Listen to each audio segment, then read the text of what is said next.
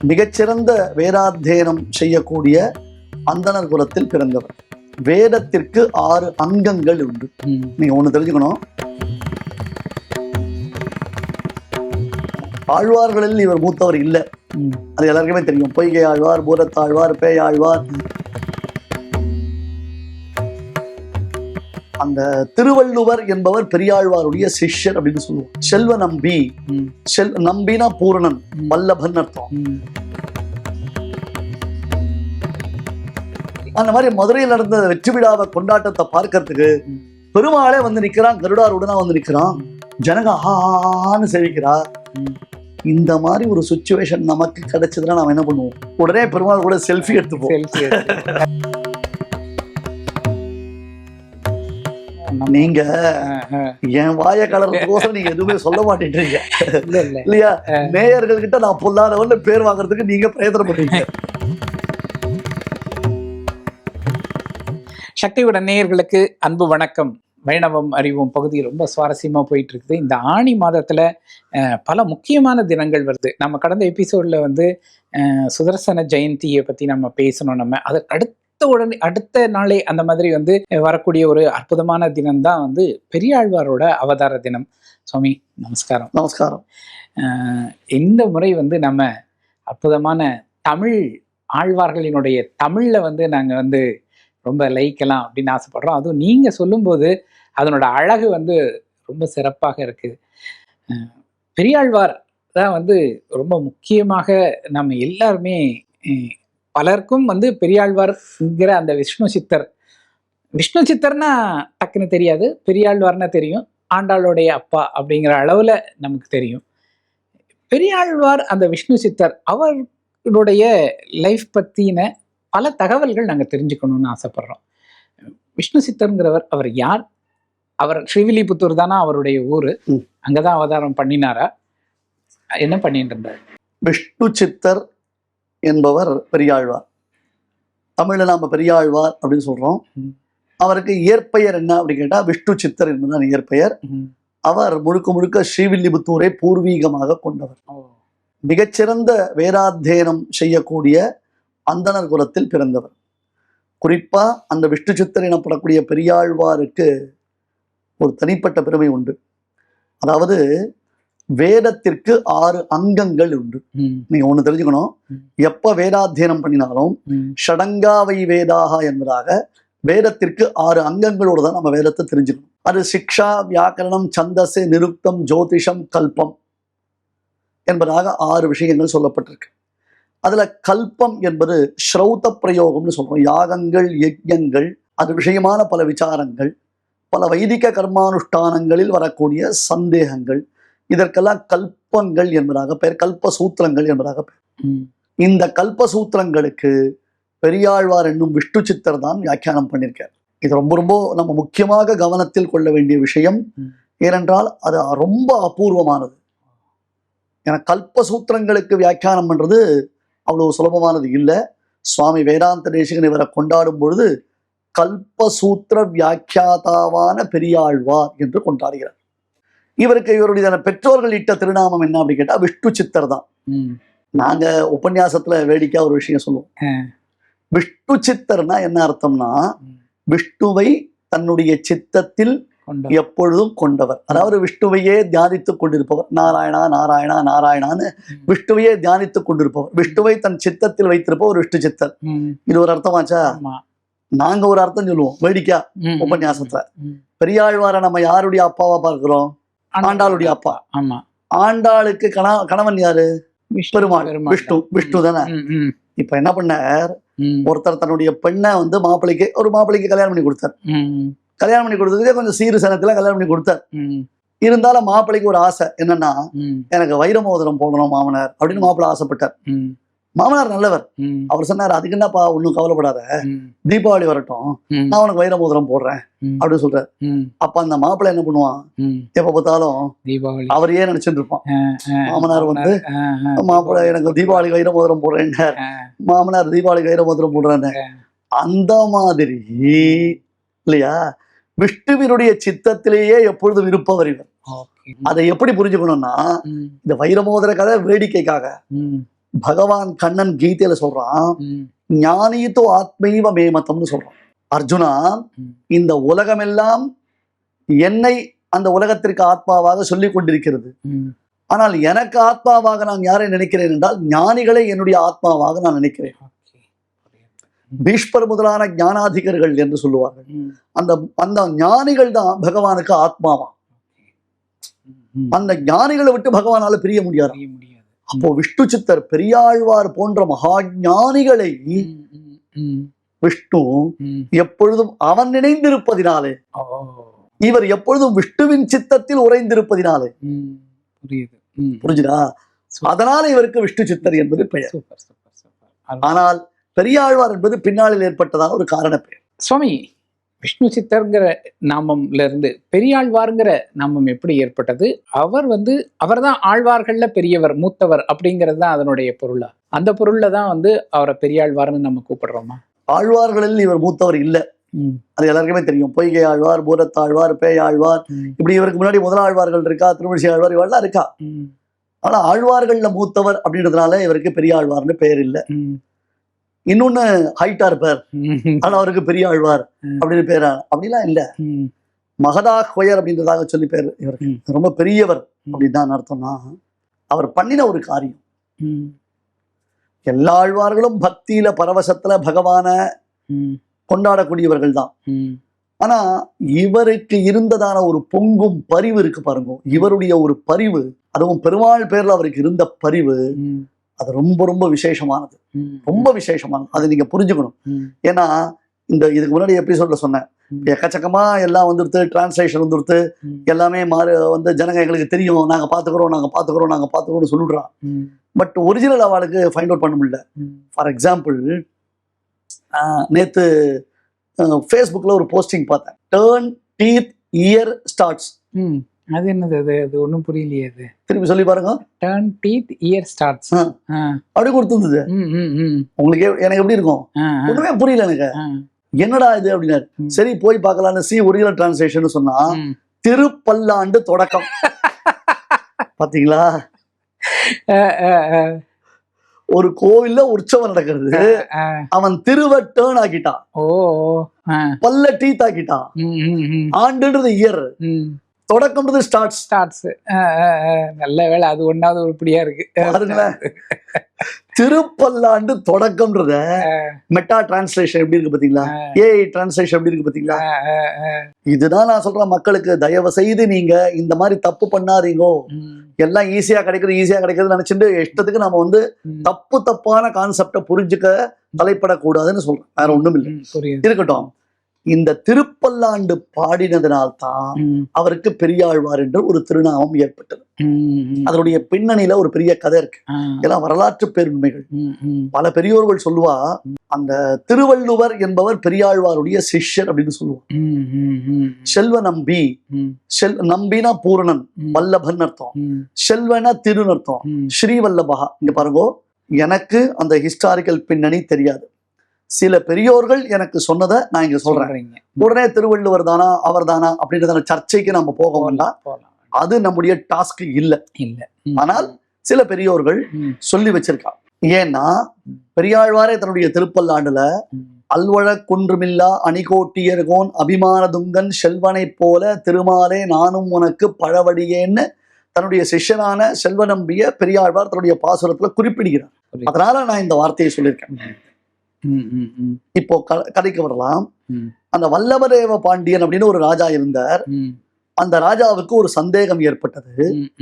ஒருவன் தன்னுடைய இறப்பிற்கு பிறகு மறுமை அப்படி சொல்றோம் இல்லையா, இம்மை மறுமைன்னு சொல்றோம்.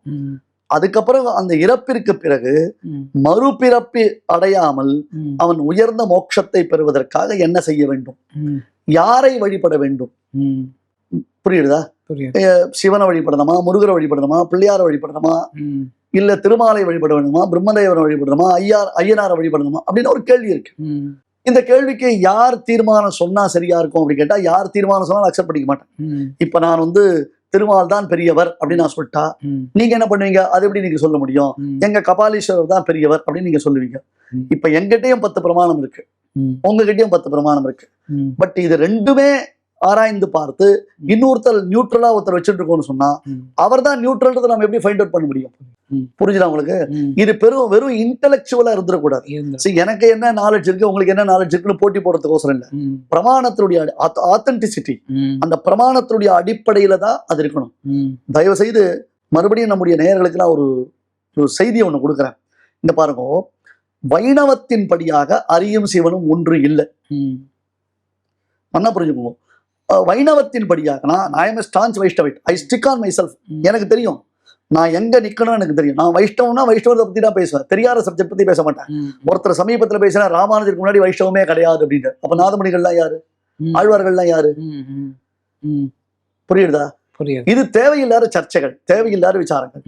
இப்ப அரியும் சிவனும் ஒன்றல்ல என்று சொல்வதனாலே நான் சிவனிந்த பண்ணணும்ன்றது அவசியம் இல்லை. அதை நீங்க நல்லா புரிஞ்சுக்கணும். என்னுடைய கொள்கை, எங்களுடைய முன்னோர்கள் எனக்கு சொல்லி வைத்திருக்கக்கூடிய கொள்கைப்படி எனக்கு வைஷ்ணவம் தான் முக்கியம். அதுல சிவனையும் அரியும் ஒன்னா கலக்க வேண்டிய அவசியம் எனக்கு இல்லை. அரியும் சிவனும் ஒன்றாக கலந்து வழிபடுவர்கள் வழிபடுங்கள். பட் தேவையில்லாம இங்க கருத்து சொல்றேன்னு கம்பு சுத்தக்கூடாது. ஏன்னா நான் முதலே சொன்னேன், என்னுடைய கருத்துக்கள் என்னவோ அதுல நீங்க கேள்வி கேளுங்க. வைஷ்ணவ மரபு பிரகாரம் அரியும் சிவனும் ஒன்று இல்லை. சிவன் என்பது ஒரு தெய்வம், முருகன் என்பது ஒரு தெய்வம். ஆனால் வைணவர்களுக்கு அது வழிபாட்டுக்குரிய தெய்வம் இல்லை. வழிபாட்டுக்குரிய தெய்வம் இல்லை என்று சொல்வதனாலே நாங்கள் அந்த தெய்வத்தை நிந்திப்போம் என்று தவறாக புரிந்து கொள்ளாதீர்கள். ஏனால் நாம எல்லாரும் சனாதனிகள். நமக்கு ஒவ்வொருத்தருக்கும் ஒரு தர்மம் இருக்கு.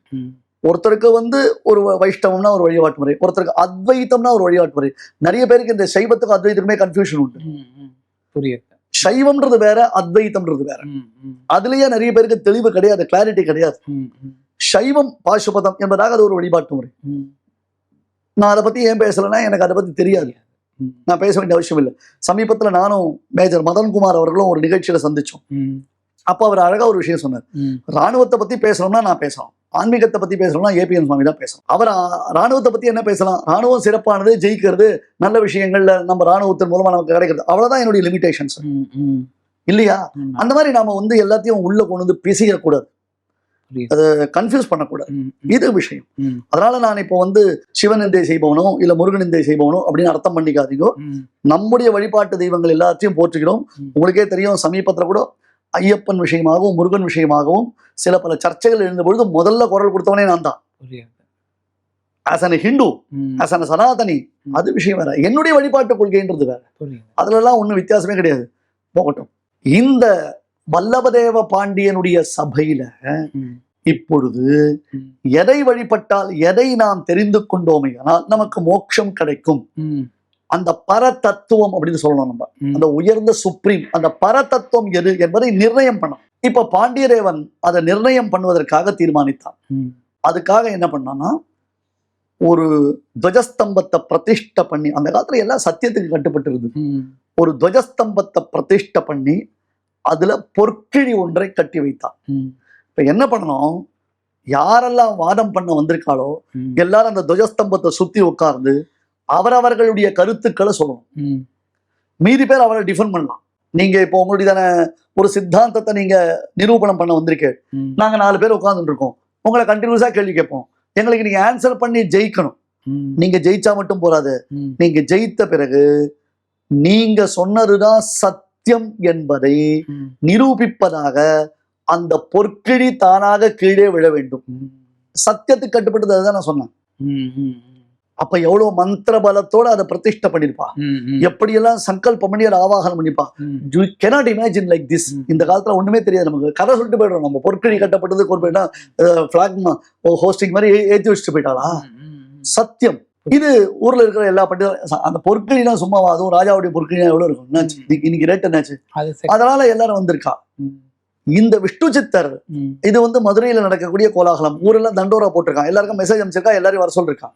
பட் இந்த விஷ்ணு சித்தர்னு பெரிய ஆழ்வார், அவருக்கு ஒரே ஒரு காரியம் தான், சுவாமிக்கு நந்தவன கைங்கரியம் பண்றது. அவரை தொண்டரடிப்படி ஆழ்வார் இவெல்லாம் அதெல்லாம் ஒன்றும் வேற எதுவுமே கிடையாது. சுவாமிக்கு நல்லா நந்தவன கைங்கரியம் பண்ணி மாலாக்காரர்னு பாகவதத்துல சொல்றோம், அந்த மாதிரி புஷ்ப கைங்கரியம் பண்ணுவாங்க.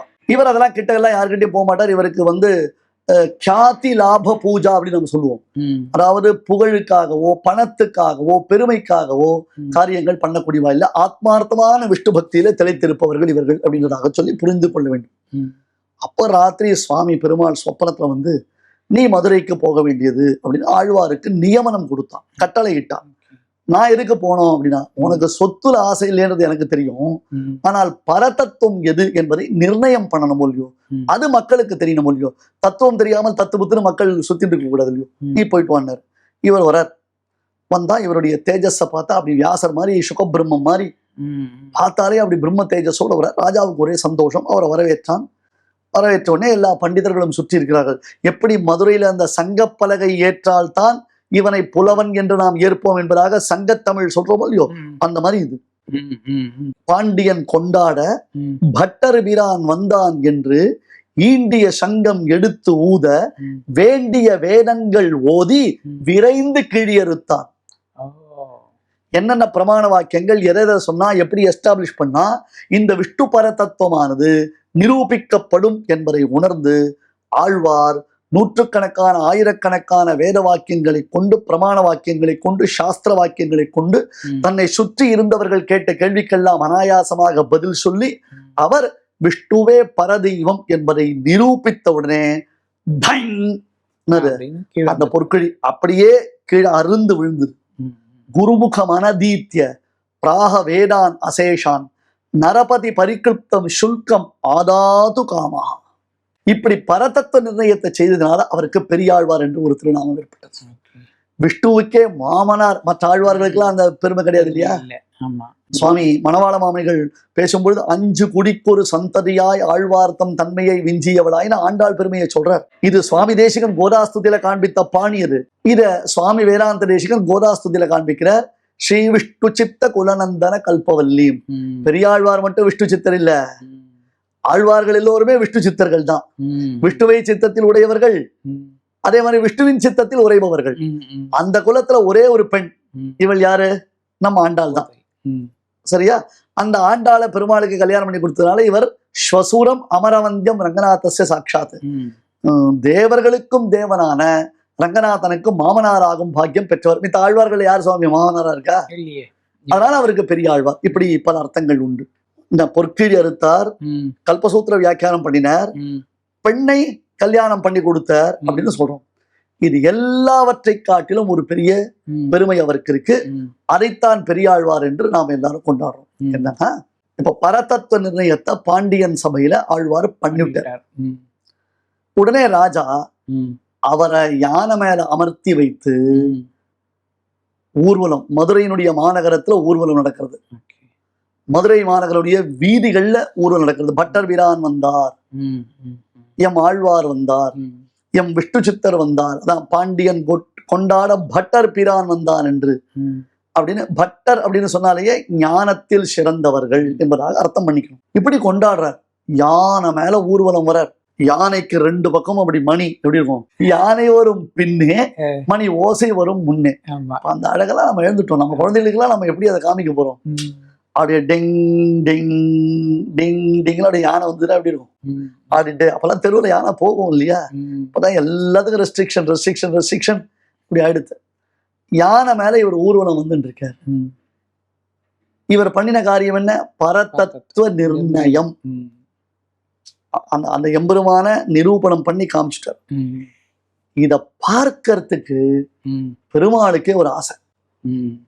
உடனே என்ன பண்ண தெரியுமா? பெருமாள் ஸ்ரீதேவி பூதேவியோட கருடாரூடனா நேரம் வந்துட்டான் இத பாக்குறதுக்கு. இந்த வெற்றி விழா கொண்டாட்டத்துல கலந்துக்கிறதுக்கு எல்லாரும் வராங்க. அந்த மாதிரி மதுரையில் நடந்த வெற்றி விழாவை கொண்டாட்டத்தை பார்க்கறதுக்கு பெருமாளே வந்து நிக்கிறான், கருடாரூடனா வந்து நிக்கிறான். ஜனங்க ஆன்னு சேவிக்கிறா. இந்த மாதிரி ஒரு சிச்சுவேஷன் நமக்கு கிடைச்சதுன்னா நாம என்ன பண்ணுவோம்? நீங்க என் வாய கலர்றதுக்கோசம் நீங்க எதுவுமே சொல்ல மாட்டேன்றீங்க இல்லையா? மேயர்கள் கிட்ட நான் பொல்லாதவன் பேர் வாங்குறதுக்கு நீங்க பிரயத்தனம் பண்றீங்க. நாம என்ன பண்ணுவோம்னா உடனே பெருமாள் கூட செல்ஃபி எடுத்துப்போம். இன்னும் வந்திருக்கிறாரு இல்லையா? பெருமாள் கூட செல்ஃபி எடுத்துப்போம். இப்ப ஆழ்வார் பார்த்தார், எவ்வளவு பெரிய கௌரவம், எவ்வளவு பெரிய ப்ரைடு இது. பெருமாளே வந்திருக்கான் சார் இந்த வெற்றி கொண்டாட்டத்தை பார்க்கறதுக்குன்னா. ஆழ்வார், ஐயோ நீ ஏன் வந்த, எதுக்கு வந்த, உன்னை யார் வர சொல்லித்து, ஐயோ நீ ஏன் இங்க வந்த அப்படின்னு பதறினார். பெருமாள் வந்தா சந்தோஷப்படணும், மகிழ்ச்சியோட பார்க்கணும் அவரை. ஆஹா நீ வந்தியே அப்படின்னு ஒரு ஆனந்தம். பத்தியா என்னுடைய பெருமை பத்தியா, எல்லாரும் பார்த்து தெரிஞ்சுக்கோங்கடா, என்ன செலிப்ரேட் பண்றதுக்கு பெருமாளே வந்துட்டான் அப்படின்னு சொல்லியிருக்கணும். பதறி போயிட்டார். ஏன்னா இத்தனை பேர் நாங்க இருக்கோமே, உன்னை உத்து உத்து பாக்குறோமே, உன்னுடைய பேரழக நாங்க பார்க்கிறோமே, இங்க அத்தனை பேருடைய திருஷ்டி உன் மீது பட்டுதுன்னா என்ன ஆகும்? எங்க கண் திருஷ்டி உன் பேர்ல பட்டுதுன்னா பெருமாளே உன் திருமேனி வாடி போயிடாதா?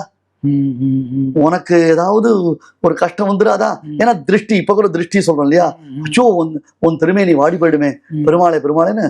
அடுத்த க்ஷணம், அடுத்த செகண்ட் யானை மேல போடப்பட்டிருக்கிற 2 மணி எடுத்துட்டார். அந்த மணியை தாளமாக்கின்றார். உடனே பெருமாளுக்கு திருஷ்டி கழிக்கிறார். பல்லாண்டு பல்லாண்டு பல்லாயிரத்தாண்டு பல கோடி 100,000 மல்லாண்ட தெந்தோள் மணிவண்ணா உன் சேவடி செவ்வி திருக்காப்பு அடியோ மோடும் நின்னோடும் பிரிவின்றி 1000 பல்லாண்டு வடிவாய் நின் வலமார்பினில் வடிவாய் மகாலட்சுமி வடிவாய் நின் வலமார்பினில். அவளும் திருன்னு முழிக்கிறா. திருவல்லியோ பார்த்துட்டே இருக்கா, என்ன நடக்கிறது என்ன பாரு அப்படின்ட்டு அப்படி பார்த்து ரசிக்கிறான். வடிவாய் நின் வலமார்பினில் வாழ்கின்ற மங்கையும் பல்லாண்டு வடிவார் சோதி பலத்துறையும் சுடராழியும் பல்லாண்டு படைபோர் பொக்கு முழங்கும் அப்பாஞ்ச சன்னியமும் பல்லாண்டே. வடிவார் சோதி வலத்துறையும் சுடர் ஆழியும் பல்லாண்டு, படைபோர் பொக்கு முழங்கும் அப்பாஞ்ச சன்னியமும் பல்லாண்டு. பெருமாளுடைய திவ்யமான பூஷணங்கள், ஆபரணங்கள், திருமேனி, அவனுடைய வஸ்திரம், அவனுடைய வாகனம், அவனுக்கும் நமக்கும் இருக்கக்கூடிய சம்பந்தம் எல்லாத்துக்கும் சேர்த்து ஊரார் கண்ணு, உத்தார் கண்ணு, கொள்ளி கண்ணு, அம்மா கண்ணு, பாட்டி கண்ணு, தாத்தா கண்ணு சுத்தி போடுவா பாருங்க. அந்த மாதிரி பெருமாளுக்கு திருஷ்டி சுத்தி போட்டார். அப்படி ஒரு பொங்கும் பரிவோட பெருமாளுக்கு பல்லாண்டு பாடினதுனால இவர் பெரியாழ்வார். நிச்சயமா நிச்சயமா நிச்சயமா. ஏன்னா அந்த அந்த அன்பினுடைய உச்சம் அது இல்லையா? ஒரு தாய் போல சுவாமிக்கே தாயினுடைய அந்த நிலையில போய் நின்று அவர் சுவாமிக்கே திருஷ்டி கழிக்கிறார் அப்படின்னா அவர் பெரியாழ்வார் தான். நிச்சயமா அதுல எந்த சந்தேகமும் இல்லை. ஆக்சுவலா நம்ம இன்னும் ஆழ்வார் பாசுரங்கள் சிலவற்றையும் நம்ம அனுபவிக்கணும் அப்படின்னு ஆசைப்படுறோம். ஏன்னா பெரியாழ்வார் அப்படின்னு சொன்னாலே அவருடைய பாசுரங்கள் வந்து அவ்வளவு இனிமையாக இருக்கும் அப்படின்னு கேள்விப்பட்டிருக்கோம். அதனோட சிறப்புகளையும் நம்ம பேசுவோம். அதை அடுத்த எபிசோட்ல பேசுவோம். நேயர்களே, பெரியாழ்வாரினுடைய அவதார தினம் குறித்த இந்த இதுல வந்து நம்ம முதல்ல அவருடைய சரித்திரத்தில் இருக்கக்கூடிய தகவல்களை தெரிஞ்சுக்கிட்டோம். அவருடைய பாசுர மகிமைகளை நம்ம வரக்கூடிய எபிசோட்ல தெரிஞ்சுக்கலாம். நிறைய பேர் பார்க்குறீங்க, இதை லைக் பண்ணுங்க, ஷேர் பண்ணுங்க, நிறைய ஷேர் பண்ணுங்க. இது வரைக்கும் நீங்க சக்தி விகடன் சேனலை சப்ஸ்கிரைப் பண்ணாம இருந்தீங்கன்னா மறக்காம சப்ஸ்கிரைப் பண்ணுங்க. சுவாமி நமஸ்காரம்.